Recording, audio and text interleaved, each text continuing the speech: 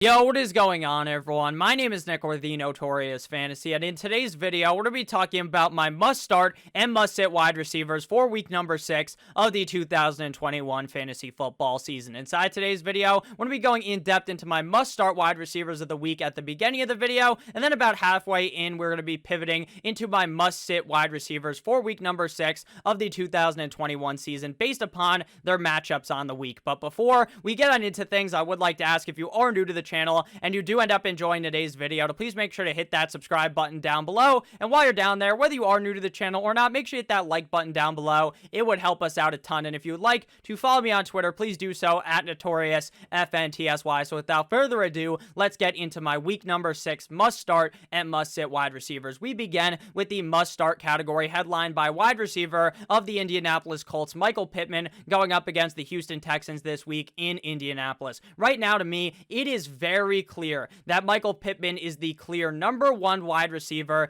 in this Indianapolis Colts offense. Now, I understand that it is very likely that T.Y. Hilton makes his return game this week up against the Houston Texans, but in my opinion, T.Y. Hilton coming back, it's good for the offense, but it has virtually no effect on the target share that Michael Pittman is going to be seeing game in and game out. I think it more affects guys like Zach Pascal, guys like Paris Campbell, who aren't going to be the lead receiver on the team and are very dependent on getting a couple of targets every single game to provide fantasy football value. Whereas Michael Pittman Jr., even if T.Y. Hilton is active, even with all the other wide receivers there, Michael Pittman is still going to be the number 1 target on the team. Michael Pittman has been nothing shy of a target monster this season, averaging 8.8 targets per game. Last week, he made an amazing touchdown grab in that sad losing effort up against the Baltimore Ravens, having 6 receptions for 89 yards. This week, he gets the Houston Texans, and this is about as easy of a matchup as it gets for the wide receiver. I believe that Michael Pittman should be in for a huge spot this week, and I think a lot of people are going to talk themselves into ranking Michael Pittman lower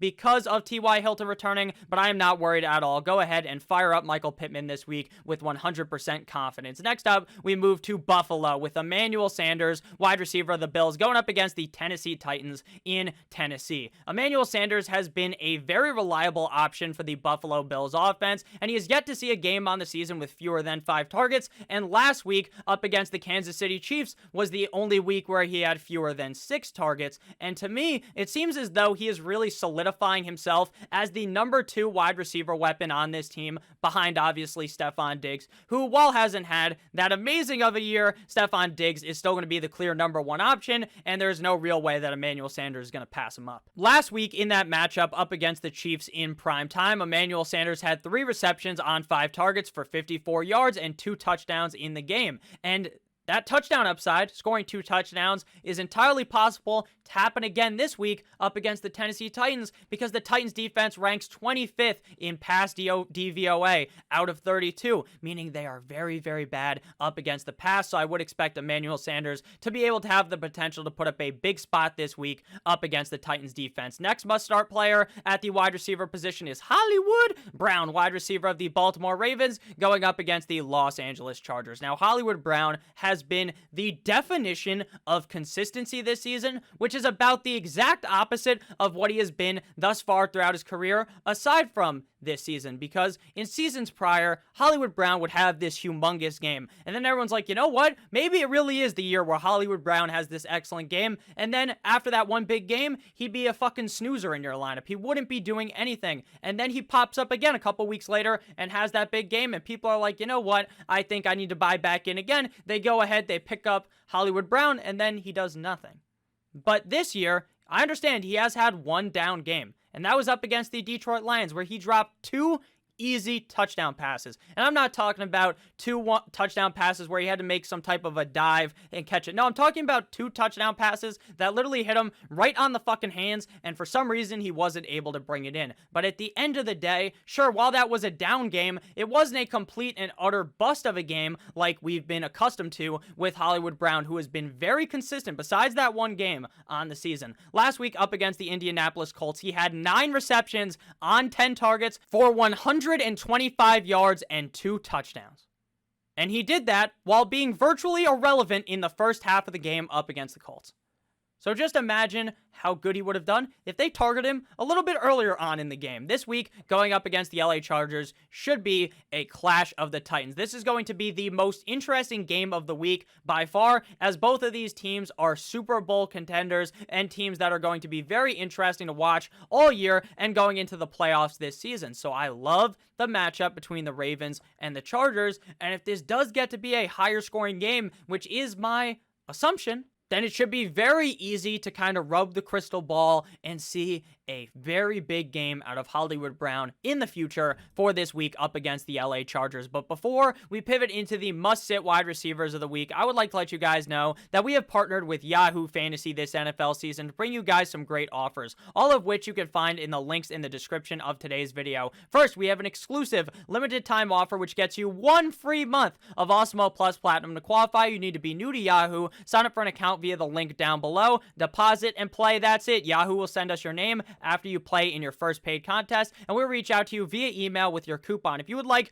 immediate access because you want to play today, all you got to do is email support@awesemo.com and we'll get you set up right now. Just to emphasize, this offer is for new Yahoo users only. You can also claim a free $10 which can be used to enter any Yahoo contest, including our Awesemo special for NFL Week 6, which is awarding $10,000 and a year of Awesemo Plus Platinum to first place. There's less than 2,000 spots available, so please make sure that you guys hurry up and enter right now. Make sure to use our DFS tools and projections designed specifically for Yahoo to give you guys the best shot at winning big. Back on into the video, we begin with the must-sit wide receivers headlined by Allen Robinson of the Chicago Bears going up against the Green Bay Packers. The Bears are just not throwing the ball very much. They're not throwing the ball at all, and when they do throw the ball, it's not really going to Allen Robinson. The game plan appears to be to just put Justin Fields inside of like metaphorical bubble wrap, meaning, you know what, let Justin Fields be the starting quarterback, but don't let him make some costly mistakes. Let's just try to run the ball.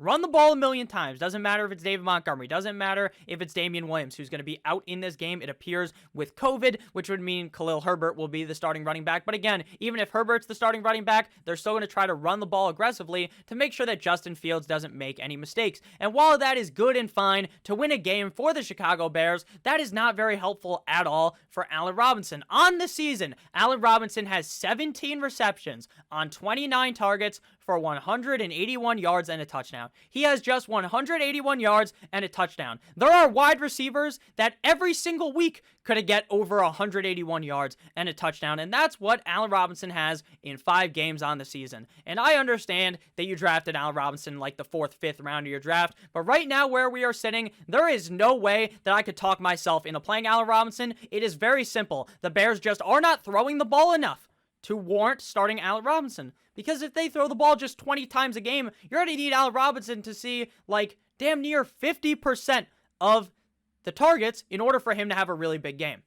But somehow, miraculously, every single week, people continue to rank Allen Robinson as a top 32 wide receiver. Stop doing that. Stop thinking that. Right now, Allen Robinson is virtually useless for fantasy football. Next up, we have another player that is virtually irrelevant in their offense. That is Robby Anderson of the Carolina Panthers going up against the Minnesota Vikings this week. Despite a clear rise in targets over the last couple of weeks, Anderson continues to be immensely unproductive. This guy will see the targets increase, and it doesn't fucking matter. It's like he's still getting 4 or 5 targets every single game. He has done virtually nothing this season after having a very solid year last year with Teddy Bridgewater as the starting quarterback of the Panthers. With Christian McCaffrey seeming more and more like he's going to play this week, all that does is take more targets away from Robby Anderson. He is currently averaging just 35.8 yards per game and is yet to score a touchdown except for in week number 1. Last week up against the Philadelphia Eagles, he saw 7 targets. That's great, right? But he only turned those into 2 receptions for 30 yards. Until he can see sustained production, until we see him get the targets, but actually catch the ball and turn them into something, then you cannot feasibly play Robby Anderson. Even this week up against the Vikings, which is a game a lot of people expect to be lower scoring, I think this could be a higher scoring game, but if that is the case, it's going to all go to Christian McCaffrey and DJ Moore. Robby Anderson is it's just a very big disappointment this season. Final must-sit of today's video is Odell Beckham Jr., wide receiver of the Cleveland Browns, going up against the Arizona Cardinals this week. Every single week, People around the world are trying to do some type of mental gymnastics in their own brain to try to talk themselves into throwing Odell Beckham Jr. into their fantasy lineups. And every single time, typically, Odell wins and he makes his way into people's fantasy lineups. And at the end of the day, this guy has stunk completely ever since he started playing in week number 3. Up against the Bears, he played all right. He played all right in week number 3, but besides that, he has been a complete and utter unmitigated disaster for your fantasy lineup. Last week, in a very high-scoring game against the Chargers, when the Browns and the Chargers went toe-to-toe, Beckham was silent. He was taking a fucking nap while Kareem Hunt was going ham up against the Chargers. He had just 2 receptions on 3 targets for 20 yards. While that all sounds bad, what's even worse is that the Cardinals defense ranks 3rd in pass DVOA. So leave Beckham on the bench until he can prove it, and I'm not too sure he's ever going to prove it on the season. So thank you guys all so much for watching. If you did end up enjoying, make sure to hit that subscribe button down below, as well as hitting that like button. I would appreciate it a ton. I love you guys all. Make sure you have a great rest of your guys' day, and good luck on Thursday Night Football. As always, guys, goodbye.